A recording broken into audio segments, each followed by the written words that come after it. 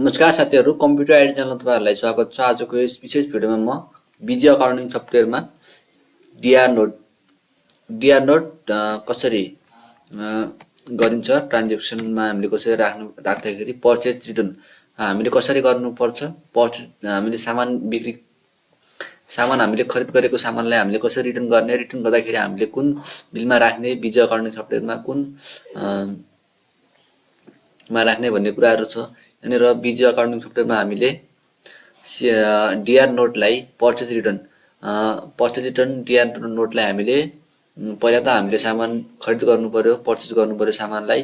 अनि त्यो भन्दा पछि हाम्रो सामान हामीलाई चाहिएको भन्दा बढी सामान आएको छ गोदामदेखि भनेपछि हामीले त्यसलाई पर्चेज रिटर्न गर्नु पर्ने हुन्छ।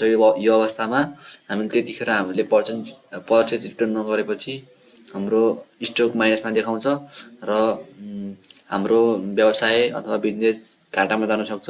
त्यसकारण हामीले पर्चेज रिटर्न बिल अनिवार्य राख्नुपर्ने हुन्छ। र यहाँनिर हाम्रो पर्चेज पहिला त हामी पर्चेज गर्छौं यसलाई। अब हामी बिचमा इन्ट्री गरेर देखाउँछु। हामी पर्चेज गर्छौं। पहिला त एउटा अकाउन्ट खोलिसकेपछि भौचर नम्बर हामीले 111 भन्ने भौचर राखेको छु। यहाँनिर भ्याटमा पार्टीको नाम छ दिनेश। अनि यहाँनिर हाम्रो पेन बुक भन्ने आइटम छ। क्वान्टिटी हाम्रो 100 वटा 10 वटा दर्जन हाम्रो 150 का दरले हामीले बिक्री गरिरहेका छौं। यहाँनिर हामीले भ्याटमा हामीले किनिरहेका छौं है त। भ्याटमा हामीले किनिरहेका छौं। यहाँनिर एफ2 गरेर मैले सेभ गरे है त। यहाँनिर सेभ गरे। अब हाम्रो यहाँनिर सामान स्टक हेर्दाखेरि डिस्प्लेमा गएर यहाँनिर स्टक हेर्दाखेरि क्लोजिङ स्टक ब्यालेन्स ओन्ली हेर्दाखेरि यहाँनिर हाम्रो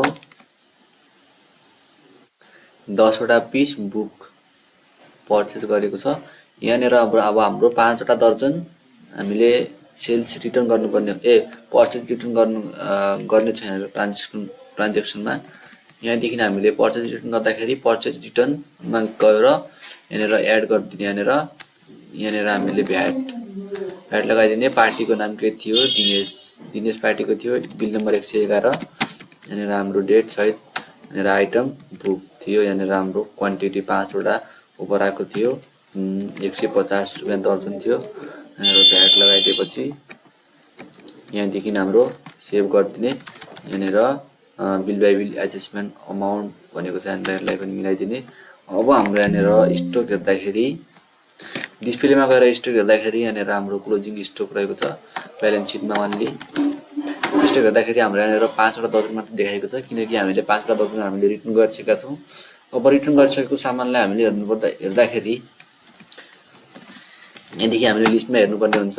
लिस्ट हामीलाई सिन गरिसकेका छौं। ल्याप2 गरेर मैले सेभ गरे। 5 वटा लिस्ट हाम्रो रिटर्न भइसकेको छ।